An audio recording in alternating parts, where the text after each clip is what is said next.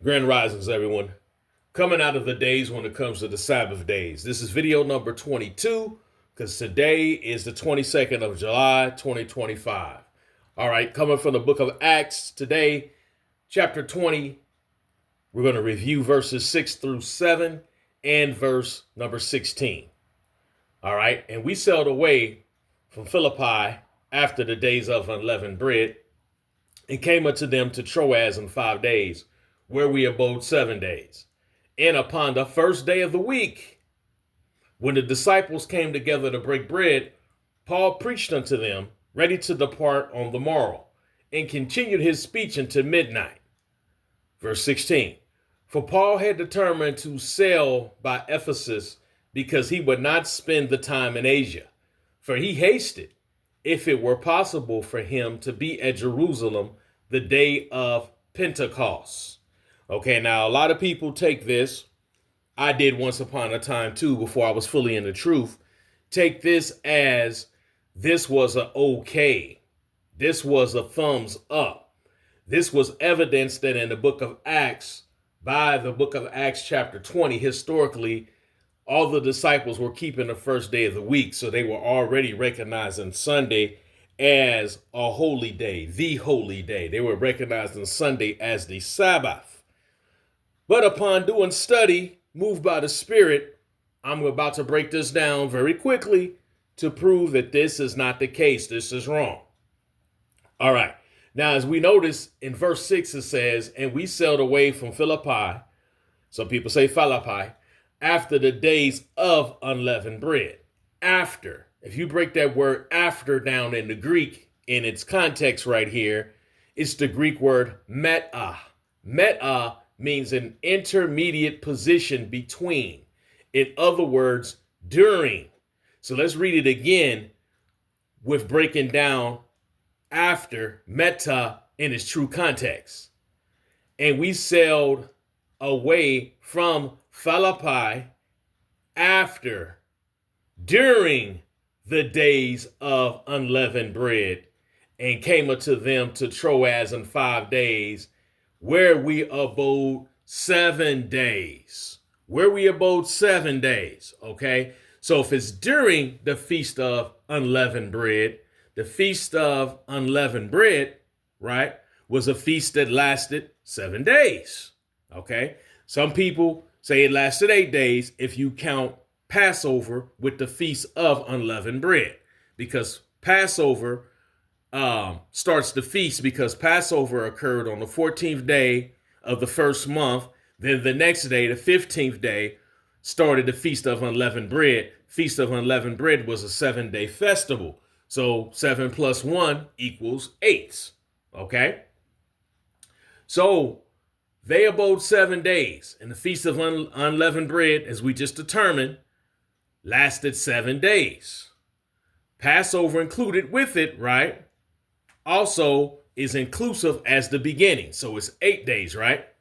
So the Feast of First Fruits is what they were celebrating on the first day of the week, also known as, better known as, truthfully known as, the first of weeks. This day started the countdown into the 50th day, which is Pentecost. And notice it says in verse 16 that Paul wanted to be in Jerusalem for the day of Pentecost. Let's read verse 16 again. For Paul had determined to sail by Ephesus because he would not spend the time in Asia. Okay? Where were they at before? Right? They were in Philippi, right? He determined to sail by Ephesus because he would not spend the time in Asia. For he hasted, he rushed, he hurried, if it were possible for him to be at Jerusalem the day of Pentecost. So during his sailing, during his journeys, right, where they made these stops, the Apostle Paul, right, when they sailed away from Philippi after the days of unleavened bread and came unto them to Troas in 5 days, where we abode 7 days, right?